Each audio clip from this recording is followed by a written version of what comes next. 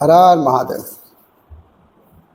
एक पंडित जी भोजन करने बैठे थे तो सामने थाली पंडितानी ने दाल चावल साग रोटी रखी होगी, अचार वगैरह सब रख दी थी। पंडित जी भोजन करने बैठे तभी कोई द्वार पर भिक्षुक आ गया। भिक्षाम देही, ए भैया मैं बड़ा भूखा हूँ, कुछ भोजन मिल जाए। पंडित जी भोजन करने बैठे थे, सामने थाली रखी थी और द्वार पर कोई भूखा आ गया। पंडित जी ने ससम्मान बुलाया, आ जाओ भैया। आसन लगाई और भोजन अपनी वाली थाली पंडित जी ने उन्हें दे दी। और पंडितानी जी ने जो भोजन बनाया था वो जरा सा ही था, क्योंकि घर में कुछ था ही नहीं, जितना था उसने बनाया। थोड़ी सी दाल थी, साग थी, चावल जो था भिक्षा में उसे मिला था। जो ब्राह्मण देवता भिक्षा मांग कर लाते, जो मिलता वही खाते। आज उनका भोजन थोड़ा कम था। पंडितानी जी के लिए थोड़ा सा अंदर बचा था। अब वो अतिथि आए और बैठे और वो पंडित जी की थाली में बैठ गए और बढ़िया से खाने लगे। पंडित जी अंदर गए, पंडितानी से कहा कि थोड़ा और 2 रोटी। उसने बोला बस ये आखिरी 2 रोटी बची है। जब पंडितानी ने कहा कि आखिरी 2 रोटी बचे हैं तो वो बाहर जो बैठा था खाने वाला अतिथि, उसने सुन लिया कि अब बस इनके पास 2 रोटी ही बची हैं। तो पंडित जी दोनों रोटी लेकर आए और कहा भैया प्रसाद पाओ, एक 2 रख दूं? वो उसने कहा नहीं नहीं अब नहीं चाहिए। वो भी समझदार था कि बेचारे ये क्या खाएंगे, तो मना कर दिया। पंडित जी ने कहा ना, आप हमारे अतिथि हैं, आप हमारे पेट भर खाइए। अच्छा बोले आपकी इच्छा है तो 1 रख दो। 1 रोटी रख दी गई। अब 1 रोटी बची। अब वो अतिथि तो बढ़िया दाल चावल सब्जी रोटी खाकर 5 रोटी खाकर खुश थे। पंडित जी की थाली में पंडितानी ने 4 रोटी पहले रखी थी, एक और मिल गई, 5 रोटी हो गई। 5 रोटी खा के पेट भर गया और अतिथि का वो चला गया। अब दोनों पंडित पंडितानी बचे तो पूरे बर्तन लाकर बाहर रखे, थाली लगाई 2। अब 2 थाली लगी, पीछे की बटी हुई जरा सी साग। अब आप जानते हैं दाल बची तो क्या बची होगी, आधी कटोरी। अब उसमें दोनों लोगों ने, पंडित पंडितानी ने थाली तैयार कर ली और रोटी थी 1। तो आधी रोटी पंडित जी ने रखा, आधी रोटी पंडितानी ने रखी। और चावल जरा सा रहा होगा तो थोड़ा सा चावल आधा आधा उन्होंने रखा और उन्होंने प्रसाद पाया। अब ये सोचो कि आधी रोटी में क्या पेट भरता है। दिन भर से आदमी कुछ नहीं खाया, शाम को भी कुछ नहीं मिला, एक ही बार खाना है और नाश्ता भी कुछ नहीं हुआ, आधी रोटी मिली। तो आधी रोटी खाई पंडित जी ने, जरा सा चावल पंडितानी ने भी खाए। अब पंडित जी ने जैसे ही भोजन किया आधी रोटी का और जरा से चावल का, और खाकर उन्होंने हाथ धो लिए। तो उनके हाथ का जो धुलने का पानी था वो, पहले के लोग ना आंगन में बाहर जाकर हाथ धोते थे, थाली में हाथ धोने की परंपरा नहीं थी। आज भी हम लोग थाली में हाथ नहीं धोते। आप लोग खाते हो थाली में ही हाथ धो के छोड़ देते हो, ये गलत परंपरा है। हाथ कभी थाली में नहीं धोना चाहिए। थाली को खा लो, दाल चावल सब्जी रोटी जो भी 1-1 दाना खा लो और थाली को धुलो, थाली में हाथ मत धुलो। पंडित जी बाहर हाथ धुलने गए तो जहां उन्होंने हाथ धुला वहां एक छोटा पेड़ था। उस पेड़ के पास ना एक नेवला था। एक नेवला, सांप और नेवले की लड़ाई होती है ना, तो नेवला जीतता है, वो नेवला था। तो नेवला के पूंछ की तरफ पंडित जी के हाथ का धुलने का पानी गिरा और वो नेवले की पूंछ गीली हो गई, आधा पीछे का हिस्सा गीला हुआ। और जैसे ही पूंछ पे पानी गिरा उसके पूंछ का रंग सोने जैसा हो गया, सुनहरा। नेवले ने पूंछ देखी, पंडित जी से बात करी, पंडित जी आपने पानी डाला तो मेरा देखो ये रंग सुनहरा हो गया, सोने जैसा, मेरी पूंछ सोने जैसी हो गई। आप एक काम करो, मेरे पूरे शरीर पे पानी डाल दो, मैं सोना हो जाऊंगा। पंडित जी बोले मैंने तो अपना हाथ धुल लिया। नेवले ने कहा महाराज ये बताओ कि आपके पानी डालने से मेरा ये शरीर का रंग कैसे बदल गया, सुनहरा हो गया, सोने के कलर का। अब मुझे पूरा शरीर सोने का करना है, पूरा शरीर सोने की तरह चमके। मेरा आधा हो गया, मेरा आधा बताओ कैसे होगा। कल मैं आऊं, आप मेरे ऊपर फिर हाथ धोल देना। पंडित जी बोले नहीं, अब तुम जाओ धर्मराज युधिष्ठिर के राज्य में।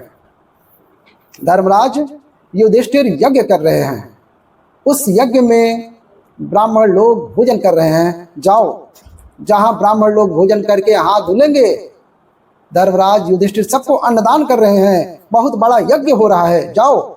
यदि तुम्हारा किसी ब्राह्मण के हाथ धुलने के जल से यदि तुम्हारा शरीर सोने का हो जाए तो समझ लेना कि धर्मराज का यज्ञ सफल हो गया।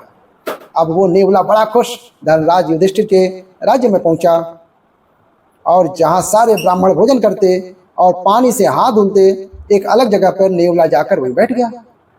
हजारों नहीं लाखों ब्राह्मणों ने हाथ धुले, हजारों नहीं लाखों लोगों ने प्रसाद पाया, लेकिन नेवले का रंग सुनहरा नहीं हुआ।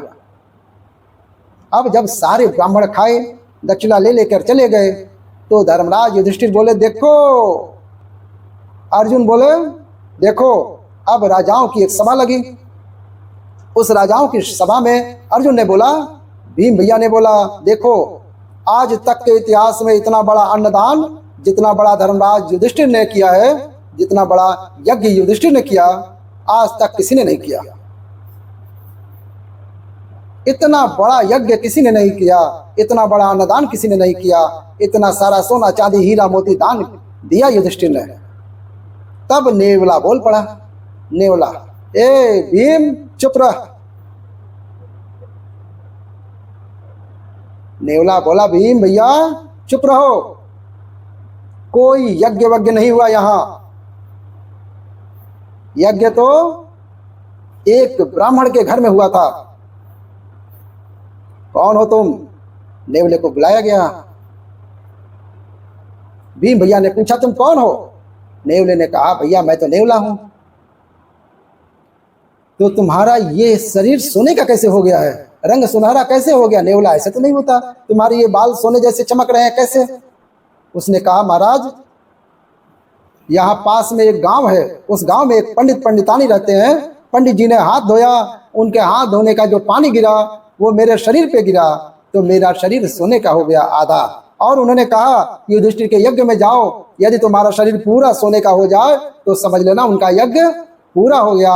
और सुनो, तुम्हारा तो यज्ञ पूरा नहीं हुआ, मैं तो कभी से बैठ कर गीला होता रहा, मेरा शरीर सोने का नहीं हुआ। और तुम कह रहे हो कि धर्मराज ने इतना बड़ा यज्ञ किया, इतना दान किया।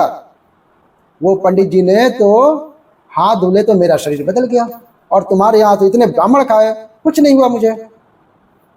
भगवान श्री कृष्ण भी उस सभा में बैठे थे। भगवान कृष्ण मुस्कुरा रहे थे मंद मंद। अर्जुन गए, हे श्याम सुंदर, ये आप ही जानो, ये नेवला कौन है, ये क्या कह रहा है, आप बताओ कि यज्ञ पूरा हुआ कि नहीं हुआ। अब सब में ये कौतूहल हो गया ना कि धर्मराज ने इतना सारा पैसा खर्च किया और इसने कहा यज्ञ पूरा हुआ ही नहीं। नेवला ने कहा, जब तक पूरा शरीर मेरा सोने का नहीं हुआ यज्ञ पूरा नहीं माना जाएगा। अब श्री कृष्ण से जब कहा गया तो भगवान श्री कृष्ण ने कहा, सुनो, अभी आपका यज्ञ पूरा नहीं हुआ है, इसलिए इसका शरीर सोने का नहीं हुआ, हो जाएगा पूरा। इसका शरीर सोने का जरूर हो जाएगा जब तक यज्ञ पूरा नहीं होगा। अर्जुन ने कहा, हे प्रभु, मेरे भाई ने, युधिष्ठिर जी ने जितना बड़ा यज्ञ किया, आज तक इतना बड़ा यज्ञ किसी ने नहीं किया। जब किसी ने नहीं किया तो इसका आधा शरीर सोने का कैसे हुआ? भाई, इतना बड़ा यज्ञ तो किसी ने नहीं किया, और इसका शरीर पूरा सोने का यज्ञ में होगा, तो आधा शरीर इसका सोने का हुआ, वो कैसे हुआ, मैं ये जानना चाहता हूं। तब भगवान कृष्ण बोले, नेवला तू ही बता। तब नेवले ने बताया कि महाराज, मैं वहां गया हूं, पंडित जी भोजन करने बैठे थे, कोई अतिथि आया तो अपनी थाली खिसकाई और आधी रोटी खाई, और संतोषजनक भाव से उन्होंने अतिथि को भोजन कराया, और जितना मिला ईश्वर का धन्यवाद देकर बिना शिकायत के प्रसन्न चित्त से दोनों पति पत्नी आनंद से थे। उन ब्राह्मण का, संतोषी ब्राह्मण, भक्त ब्राह्मण, वो भक्त था, संतोषी था। वो संतोषी उस भक्त का हाथ का जब धोवन मेरे शरीर पर पड़ा तो मेरा शरीर आधा सोने का हो गया। अर्जुन बोले, प्रभु ये क्या है? भगवान बोले, अर्जुन, तुम्हारे भाई ने करोड़ों रुपए खर्च करके जो यज्ञ किया, करोड़ों रुपए खर्च करके उस यज्ञ से तुम्हारे भाई को जितना पुण्य नहीं मिला, उससे ज्यादा पुण्य उस ब्राह्मण को एक भूखे को भोजन कराने से मिल गया। क्यों? क्योंकि तुम्हारे पास तो करोड़ों हैं, तो तुम करोड़ों खर्च कर रहे हो, पर ब्राह्मण के पास तो एक थाली भोजन ही था। 4-6 रोटियां ही थी, लेकिन उसने अपना संपूर्ण दान कर दिया, सर्वस्व दान कर दिया। उसके तो सर्वस्व के नाम पर इतनी ही संपत्ति थी, न थाली में भोजन। अर्जुन बोले, अब ये बताओ इसका शरीर सोने का कैसे होगा? बोले, आपके राज्य में कोई भूखा रह गया है, जाओ पहले उसकी खोज करो। खोज किया तो पता लगा जंगल में एक महात्मा भूखे बैठे थे। धर्मराज का यज्ञ सभी ब्राह्मण भोजन कर लिए, पर एक ने नहीं किया तो यज्ञ पूरा नहीं हुआ। उस महात्मा को बुलाया गया, निवेदन किया गया, और जब वो आए उन्होंने भोजन कराया गया उनको। जब उन्होंने हाथ धुले तो उनके हाथ का धूमन नेवले के शरीर पर जाकर पड़ा, तो उसका शरीर पूरा सोने का हो गया, एक सा हो गया, पीछे से आगे तक सुनहरा हो गया पूरा शरीर। उसके बाल बिल्कुल सोने की तरह चमकने लगे। घंटा बना था, टन टन टन टन करके बजने लगा। युधिष्ठिर, आपका यज्ञ संपन्न हुआ। यज्ञ कब पूरा हुआ?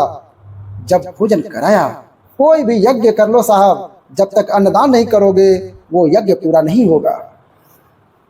इसलिए सबसे बड़ा यज्ञ अन्नदान ही है। आप और किसी यज्ञ में उलझो मत, आप सीधा किसी भूखे को भोजन करा दो, वही सबसे बड़ा यज्ञ है। इसलिए आपसे निवेदन है, आपको अगर भूखे को रोटी खिलानी है, आप भूखे को रोटी खिलाइए, और उसके लिए आप हमें दान भी कर सकते हैं। हम शहरों में आश्रम में, कुछ आश्रम हैं, वहाँ जाकर भूखे को रोटी खिलाते हैं। आपके द्वारा दिया गया दान भूखे को रोटी खिलाने के काम आएगा। आप अगर अन्य क्षेत्र में जितने भी संत गरीब को भोजन खिलाते हो, जितने लोगों को आप भोजन कराते हो, वो एक एक यज्ञ का फल आपको देकर जाते हैं। इसलिए आपके अगल बगल शहर में जो भी गरीब हैं उनको आप भोजन कराएं। भोजन कराने की अगर आप नहीं जा सकते हैं तो आप हमें भेजें पैसे, आप दान करें, बगल में QR कोड दे देंगे, उसमें आप दान कीजिए। संतों की सेवा के लिए, गरीबों को दान करने के लिए, उस पैसे से हम गरीबों को खाना खिला देंगे आपकी तरफ से। बहुत ही कल्याण होगा आपका। इसलिए मरने के पहले गौदान, भागवत और अन्नदान, मरने के पहले ये 3 काम कर लेना, फिर बिंदास आराम से मरना। केवल मरने को रह जाए आखिरी। मरने के टाइम आदमी कुछ कर नहीं पाता। जीते जी कर लो अच्छे काम, मरने के टाइम ये ध्यान नहीं रहता। सही है? उस जीवात्मा के नाम से, किसी व्यक्ति के नाम से कोई पुण्य का कार्य हो, आप अपनी माता के नाम से, पिता के नाम से, बच्चों की लंबी आयु के लिए आप अन्नदान करो। कैसी लगी कथा? अच्छी लगी तो प्यारा सा लाइक कीजिएगा और चैनल को सब्सक्राइब करके बेल आइकन दबा दीजिएगा। इसी के साथ कथा का अंत करते हैं, और कमेंट में हर हर महादेव जरूर लिखिएगा। हर हर महादेव।